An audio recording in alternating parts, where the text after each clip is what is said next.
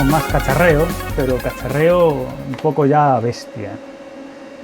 Llevo mucho tiempo ya preparando material y pensando cómo hacerlo y ya me he liado, ¿vale?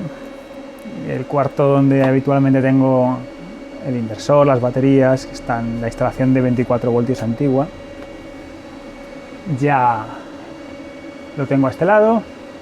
Y aquí ya estáis viendo un inversor nuevo, un Asperkin de 5 kilovatios, 48 voltios.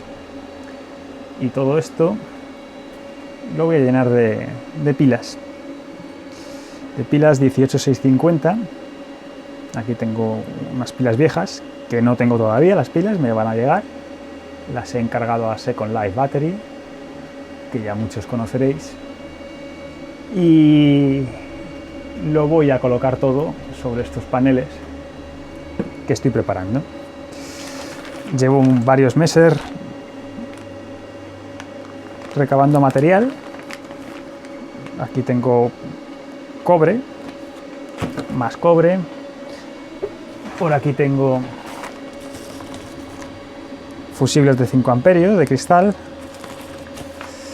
Y he comprado, lo tengo ahí en una caja, 100 cajitas de estas, boxes para las 18650. Y bueno, influido por Joan y otros youtubers que están ahora también trabajando en esto, lo voy a hacer, aquí tengo ya una muestra, lo voy a hacer así.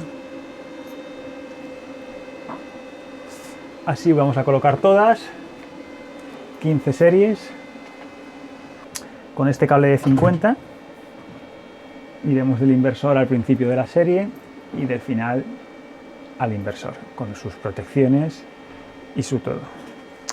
Así que ahora voy a preparar todos los case, todos los portapilas, con su correspondiente fusible, preparado para fijarlo a los paneles, con sus bus bar, para poder tener todo agrupado. Y luego ya veremos qué BMS ponemos y todo el rollo.